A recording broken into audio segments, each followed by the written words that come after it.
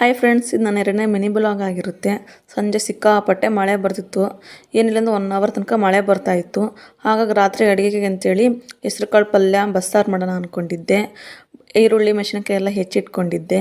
ಅದೇ ಬಾಣಲಿಗೆ 1 ಸ್ಪೂನ್ ಎಣ್ಣೆ, ಕೊಬ್ಬರಿ, ಒಣಮೆಣಸಿನಕಾಯಿ, ಬೆಳ್ಳುಳ್ಳಿ, ಈರುಳ್ಳಿ, ಜೀರಿಗೆ, ಆಮೇಲೆ ಸ್ವಲ್ಪ ನೀಟಾಗಿ ಫ್ರೈ ಮಾಡ್ತಾಯಿದ್ದೆ. ಇವನ್ನೆಲ್ಲ ಹಾಕಿ ಬಸ್ಸಾರಿಗೆ ನಾವು ಹೀಗೆ ಫ್ರೈ ಮಾಡಿಬಿಟ್ಟು ಮಸಾಲೆ ಎಲ್ಲ ರುಬ್ಬಿ ಹೀಗೆ ಮಾಡೋದು. ನೀವು ಹೇಗೆ ಮಾಡ್ತೀರ ಅಂತ ಕಮೆಂಟ್ ಮಾಡಿ.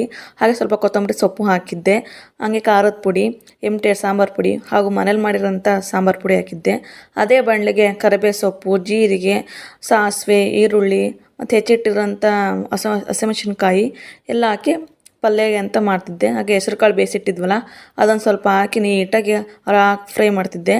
ಮತ್ತು ಅದೇ ಸೈಡಿಗೆ ಬಾಣಲಿಗೆ ಈರುಳ್ಳಿ, ಮೆಣಸಿನ್ಕಾಯಿ, ಕರಿಬೇವು ಸೊಪ್ಪು ಎಲ್ಲ ಒಗ್ಗರಣೆ ಕೊಟ್ಬಿಟ್ಟು ಸಾಂಬಾರಿಗೆ ಅಂತ ಸ್ವಲ್ಪ ನೀರು, ಹುಣಸೆ ನೆನೆಸಿಟ್ಕೊಂಡಿದ್ದೆ. ಹುಣಸೆಹಣ್ಣು ನೀಟಾಗಿ ಕುದಿಸ್ಬಿಟ್ರೆ ಸಖತ್ತಾಗಿರುತ್ತೆ ಸಾಂಬಾರು. ಆಮೇಲೆ ನನ್ನ ಮನು ನೋಡಿದ್ರೆ ಮನೆ ಹೀಗೆ ಗಲೀಜು ಮಾಡಿದ್ದಾಳೆ. ಒಂದು ಕ್ಲೀನ್ ಮಾಡಿದೆ, ಇಷ್ಟೆಲ್ಲ ನೀಟಾಗಿ ಕ್ಲೀನ್ ಮಾಡಿಬಿಟ್ಟೆ. ಅಷ್ಟರಲ್ಲಿ ಮುದ್ದೆಗೂ ಇಟ್ಟು ಬಂದಿದ್ದೆ. ಮುದ್ದೆನೂ ರೆಡಿ ಆಗಿರುತ್ತೆ.